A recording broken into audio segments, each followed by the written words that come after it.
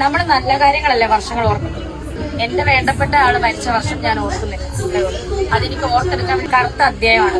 ആ കറുത്ത അധ്യായത്തെ പറ്റി ഞാൻ ഓർക്കാൻ ഇഷ്ടപ്പെടുന്നില്ല. വർഷം ഓർമ്മയില്ല, ദിവസങ്ങൾ ഒരുപക്ഷെ പലർക്കും അങ്ങോട്ടും ഇങ്ങോട്ടൊക്കെ ഒരു ഓർമ്മക്കുറവുണ്ടാവും. പക്ഷെ വർഷം ഓർക്കാത്തത് സോഷ്യൽ മീഡിയ മൊത്തമായിട്ട് രേണുവിനെ അലക്കിയിട്ടുണ്ടായിരുന്നു. യൂട്യൂബേഴ്സ് മാത്രമല്ല, ഏഷ്യാനെറ്റ് ന്യൂസ് വരെ ഇത് വലിയൊരു വാർത്തയാക്കി ഇട്ടിട്ടുണ്ടായിരുന്നു. വർഷം അറിയാൻ പറ്റുമായിരിക്കും. അപ്പൊ ഇതുപോലെ ക്യാമറാമാനോട് ചോദിക്കേണ്ടി വരില്ല 2022-ലാണോ 2023-ലാണോ 2022-ലല്ലേ എന്ന് സനയുടെ ആ സ്റ്റോറി പറയുന്നില്ല, ഫേക്ക് സ്റ്റോറി പറയുന്നില്ലേ, മറ്റേ സന എന്ന് പറഞ്ഞിട്ടുള്ള ആ ടാസ്ക് ഒക്കെ നടക്കുന്ന ആ ഒരു ആഴ്ചയാണ്. കാരണം അത് മറ്റേ വന്ദേ ഭാരതം അങ്ങനെ പറഞ്ഞ സംഭവല്ലേ, അപ്പൊ ഉണ്ടായ അതേ അലക്കല്, അതേ നിങ്ങൾ തന്നെ, ഞാനൊന്നും പറയുന്നില്ല, നിങ്ങൾ തന്നെ ആ വീഡിയോ ഒന്ന് കണ്ടു. Hello guys, welcome back. ഞാൻ വിപിന. നമ്മുടെ പുതിയൊരു വീഡിയോയിലേക്ക് എല്ലാവർക്കും സ്വാഗതം. നമ്മുടെ രേണു സുധി വീണ്ടും ഉരുണ്ടുമറിഞ്ഞ് വീണ്ടും എത്തിയിട്ടുണ്ട് കേട്ടോ. കഴിഞ്ഞ കുറച്ച് ദിവസങ്ങൾക്ക് മുമ്പ് സോഷ്യൽ മീഡിയ മൊത്തത്തിലിട്ട് അലക്കിയ ഒരു സംഭവമാണ്. സുധി എന്ന് പറയുന്ന രേണു സുധിയുടെ ഭർത്താവ് മരിച്ച വർഷം ഓർമ്മയില്ല, ദിവസങ്ങൾ ഒരുപക്ഷെ പലർക്കും അങ്ങോട്ടും ഇങ്ങോട്ടൊക്കെ ഒരു ഓർമ്മക്കുറവുണ്ടാവും. പക്ഷെ വർഷം ഓർക്കാത്തത് സോഷ്യൽ മീഡിയ മൊത്തമിട്ട് രേണുവിനെ അലക്കിയിട്ടുണ്ടായിരുന്നു. അതിൽ നമ്മൾ ആ ഒരു വീഡിയോ ചെയ്തിട്ടുണ്ടായിരുന്നില്ല. പക്ഷെ ഈ ന്യൂസ് ഭയങ്കരമായിട്ട് യൂട്യൂബേഴ്സ് മാത്രമല്ല, ഏഷ്യാനെറ്റ് ന്യൂസ് വരെ ഇത് വലിയൊരു വാർത്തയാക്കി ഇട്ടിട്ടുണ്ടായിരുന്നു.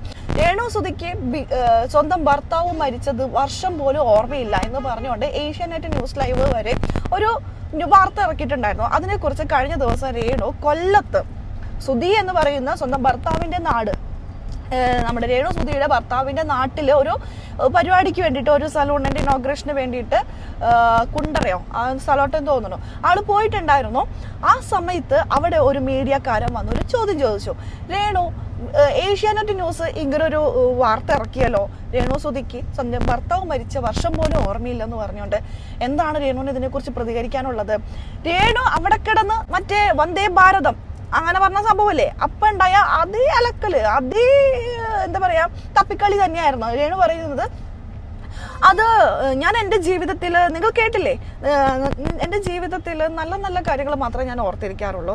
ശരിയാണ്, നമ്മൾ നല്ല നല്ല കാര്യങ്ങളൊക്കെ ഓർത്തിരുന്നാൽ മതി എന്ന് കരുതിക്കൊണ്ട് സ്വന്തം ഭർത്താവ് മരിച്ച വർഷം പോലും ഓർക്കുന്നില്ല എന്നൊക്കെ പറഞ്ഞ രേണുവിന്റെ ഈ സ്റ്റേറ്റ്മെന്റിൽ നിന്ന് എനിക്ക് മനസ്സിലായ ഒരു കാര്യം എന്താണെന്ന് വെച്ചാൽ, രേണു തിരക്കുകളോട് തിരക്കുകളാണ്. വീട്ടിൽ നിൽക്കാൻ സമയം കിട്ടുന്നില്ല, കുഞ്ഞിന്റെ കൂടെ നിൽക്കാനുള്ള സമയം കിട്ടുന്നില്ല. അതേപോലെ തന്നെ രേണുവിന് ഒരു പക്ഷേ തന്റെ സ്വന്തം ഭർത്താവിന്റെ കല്ലറയിൽ പോവാൻ പോലും സമയം കിട്ടുന്നില്ലെന്നാണ് എനിക്ക് തോന്നുന്നത്. സുധി എന്ന് പറയുന്ന വ്യക്തി ഹിന്ദുവാണ്, ഹൈന്ദവ മതത്തിൽ ജനിച്ച ആളാണ്. പക്ഷെ രേണുവിനെ കല്യാണം കഴിച്ച ശേഷം രേണുവിന്റെ മതത്തിലേക്ക് മാറി എന്നുള്ളതാണ് അറിയാൻ സാധിച്ചിരിക്കുന്നത് കേട്ടോ. രേണു തന്നെ പലപ്പോഴും പറഞ്ഞിട്ടുണ്ട്. പിന്നെ രേണു സുധി തന്റെ മതത്തിലാണ് സുധി എന്ന് പറഞ്ഞ വ്യക്തിയുടെ അടക്കം ചെയ്തിരിക്കുന്നത് എന്നുള്ളതും നമുക്ക് എല്ലാവർക്കും അറിയാവുന്ന ഒരു കാര്യമാണ്. അപ്പൊ കല്ലറയിൽ എന്തായാലും മരിച്ച വർഷം ജനിച്ച വർഷം ഉണ്ടാവുമല്ലോ. അപ്പൊ രേണു സുധിയെ അങ്ങനെ കല്ലറയിലൊക്കെ ഇടയ്ക്ക് പോയി നോക്കിയിട്ടുണ്ടെങ്കിൽ, ഒരു പക്ഷെ അവിടെയൊക്കെ പോയിട്ടുണ്ടെങ്കിൽ വർഷം അറിയാൻ പറ്റുമായിരിക്കും. അപ്പൊ ഇതുപോലെ ക്യാമറാമാനോട് ചോദിക്കേണ്ടി വരില്ല 2022-ലാണോ 2023-ലാണോ 2022-ലല്ലേ എന്നുള്ള ചോദ്യം വരില്ലായിരിക്കാം. എന്നാൽ എൻ്റെ ഒരു ഓർമ്മ, ബിഗ് ബോസ് സീസൺ 5 നടക്കുന്ന സമയത്താണ് ഈ ഒരു സംഭവം നടക്കുന്നത്. സുധി ചേട്ടന്റെ വിയോഗം നടക്കുന്നത്, അപകടം നടക്കുന്നത് 2023-ലാണെന്നാണ് എൻ്റെ ഒരു ഓർമ്മ. കാരണം ബിഗ് ബോസ് സീസൺ 5 നടക്കുന്ന സമയമാണ്. ശരിക്കും പറയുകയാണെങ്കിൽ അനിയൻ മിഥുൻ മറ്റേ സനയുടെ ആ സ്റ്റോറി പറയുന്നില്ല, ഫേക്ക് സ്റ്റോറി പറയുന്നില്ലേ, മറ്റേ സന എന്ന് പറഞ്ഞിട്ടുള്ള ആ ടാസ്ക് ഒക്കെ നടക്കുന്ന ആ ഒരു ആഴ്ചയാണ്. കാരണം അത് കഴിഞ്ഞ് പിറ്റേ ദിവസമാണ് ഞാൻ ഈ ഒരു വാർത്ത അറിയുന്നത്. അപ്പൊ അതുകൊണ്ട് എനിക്ക് ഉറപ്പാണ് സീസൺ 5 ആ ടൈമിലാണ്. അപ്പൊ അത് 2023 വർഷമാണ് ഇത് നടക്കുന്നത് എന്നുള്ളത്. ഞാനൊന്നും പറയുന്നില്ല, നിങ്ങൾ തന്നെ ആ വീഡിയോ ഒന്ന് കണ്ടു നോക്ക്. സുധിച്ചേട്ടൻ മരിച്ച വർഷം പോലെ രേണുവിന് ഓർമ്മയില്ല എന്നൊക്കെ പറഞ്ഞു. ഓൺലൈൻ നമ്മൾ നല്ല കാര്യങ്ങളല്ലേ വർഷങ്ങൾ ഓർക്കുന്നത്.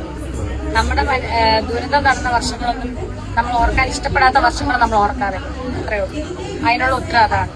എന്റെ വേണ്ടപ്പെട്ട ആള് മരിച്ച വർഷം ഞാൻ ഓർക്കുന്നില്ല, അത്രയോ അതെനിക്ക് ഓർത്തെടുക്കാൻ വേണ്ടി ആ ദുരന്തം, അതായത് എന്റെ ലൈഫിലെ ഏറ്റവും കറുത്ത അധ്യായമാണ്. ആ കറുത്ത അധ്യായത്തെ പറ്റി ഞാൻ ഓർക്കാൻ ഇഷ്ടപ്പെടുന്നില്ല. അതാണ് എനിക്ക് പറയുന്നത്. ഇത് ഏത് വർഷമാണ്? 2026, 2026, 2025, 2024, 2023. ഈ 2022 തോന്നുന്നു സുധിച്ചേട്ടൻ മരിച്ചല്ലേ. 2022 മരിച്ച മനുഷ്യനല്ലേ. രേണുവിന്റെ ഡബിൾ സ്റ്റാൻഡ് ആട്ടോ ഈ പറയുന്നത്. ഏതെങ്കിലും യൂട്യൂബേഴ്സ് പറഞ്ഞ കാര്യം വെച്ചിട്ട് ചോദിച്ചിരുന്നെങ്കിൽ രേണു എന്തൊക്കെ പറഞ്ഞു. രേണുവിനോട് അസൂയയാണ്, രേണുവിനോട് കുശുമ്പാണ്, അവരെന്ത് വേണമെങ്കിലും പറഞ്ഞോട്ടെ, നിങ്ങൾ ആരെങ്കിലും ഉണ്ടായിരുന്നോ എനിക്ക് ആ സമയത്ത് സഹായിക്കാൻ എന്നൊക്കെ പറഞ്ഞ് ഘോരഘോരമായിട്ട് പറയുന്ന രേണുവിന് എന്താ ഏഷ്യാനെറ്റ് പറഞ്ഞെന്ന് പറഞ്ഞപ്പോൾ വായിലൊന്നും ആവില്ലേ? ഏഷ്യാനെറ്റും രേണുവിനെ താത്തി തുടങ്ങി. രേണുവിന്റെ ഏഷ്യാനെറ്റിന് തന്നെ അല്ലെങ്കിൽ ബിഗ് ബോസ് ടീമിൽ തന്നെ നാണക്കേടാണ് ഈ രേണു കാട്ടിക്കൂട്ടുന്ന ഓരോ കാര്യങ്ങളും. ഇപ്പൊ ഏഷ്യാനെറ്റ് തന്നെ രേണുവിനെ താഴെയിട്ട് തുടങ്ങി, അവർക്ക് തന്നെ നാണക്കേടായി തുടങ്ങി പുള്ളിക്കാരി കാണിക്കുന്ന ഓരോ കാട്ടായങ്ങളും. ഇപ്പൊ ഏഷ്യാനെറ്റ് അതുകൊണ്ടൊക്കെ തന്നെയായിരിക്കും ഏഷ്യാനെറ്റ് ഇപ്പൊ രേണുവിനെ കുറിച്ച് ഇങ്ങനത്തെ വീഡിയോസ് രേണുവിനെ മാക്സിമം നെഗറ്റീവ് അടിപ്പിക്കുന്ന രീതിയിൽ അവരും ഹൈലൈറ്റ് ചെയ്ത് തുടങ്ങി. എന്താല്ലേ ഇപ്പൊ രേണു ആണെങ്കിലും രേണുവിനെ കൊടി പിടിച്ച് നടക്കുന്ന ഇത്തിൽ കണ്ണികളാണെങ്കിലും ഒരു കാര്യം മനസ്സിലാക്കുക, രേണുവിനോട് ആർക്കും അസൂയ കുശുമ്പോ ഇല്ല. രേണു നന്നായി തന്നെ ജീവിക്കണം തന്നെയാണ് രേണുവിന്റെ. അതൊക്കെ നല്ല കാര്യം തന്നെയാണ്, നമ്മൾ അതിനൊക്കെ വളരെ സന്തോഷത്തോടു കൂടി തന്നെ കാണുന്നുള്ളൂ. പക്ഷേ ഏഷ്യാനെറ്റ് പോലെയുള്ള രേണുവിനെ വളർത്തിക്കൊണ്ടുവന്നു എന്ന് രേണു തന്നെ പറയുന്ന ഏഷ്യാനെറ്റ് പോലെയുള്ള ചാനലുകാരെ രേണുവിനെ ഇമ്മാതിരി കരിവാരി തേക്കുന്ന രീതിയിലുള്ള അല്ലെങ്കിൽ ഇങ്ങനെ സത്യങ്ങൾ തുറന്നു പറഞ്ഞുകൊണ്ട് അവരും രംഗത്തെത്തിയിട്ടുണ്ടെങ്കിൽ അതെന്തുകൊണ്ടാണെന്ന് മനസ്സിലാക്കുക. പിന്നെ ഇത് വെളുപ്പിക്കാനായിട്ട് ഒരുപാട് സദാചാര പോലീസുകാര്യത്തിൽ കണ്ണികൾ വരുമായിരിക്കാം, വരട്ടെ.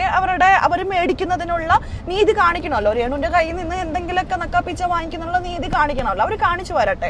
ബിഗ് ബോസ് ചരിത്രത്തിൽ തന്നെ ഏറ്റവും നാണം കെട്ട ഒരു കണ്ടസ്റ്റന്റായി മാറിക്കൊണ്ടിരിക്കുകയാണ് രേണു സുധി. ആ ഒരു പദവി രേണുവിന് കിട്ടിയിരിക്കുകയാണ്. ഇനി അഹങ്കാരത്തോടു കൂടി ഞാൻ സ്വയം ഇറങ്ങി വന്നു എന്ന് പറയുന്ന രേണുവിന് ഒരിക്കൽ കൂടി ഒരു വാക്ക് കൂടി ഇപ്പൊ കിട്ടുകയാണ്. ബിഗ് ബോസ് ചരിത്രത്തിൽ തന്നെ ഏറ്റവും നാണം കെട്ട കണ്ടസ്റ്റന്റ് ആണ് ഞാൻ എന്നുള്ള പറയാൻ എനിക്കങ്ങനെ തോന്നുന്നത്. രേണു നല്ല നല്ല കാര്യങ്ങൾ മാത്രം ഓർത്തിരിക്കാറുള്ളൂ, വിഷമമുള്ള കാര്യങ്ങളൊന്നും ഓർത്തിരിക്കാറില്ല. എൻ്റെ കരിപുരണ്ട ദിവസങ്ങൾ അത് ഞാൻ ഓർക്കാറില്ല എന്നും പറയുന്നുണ്ട്.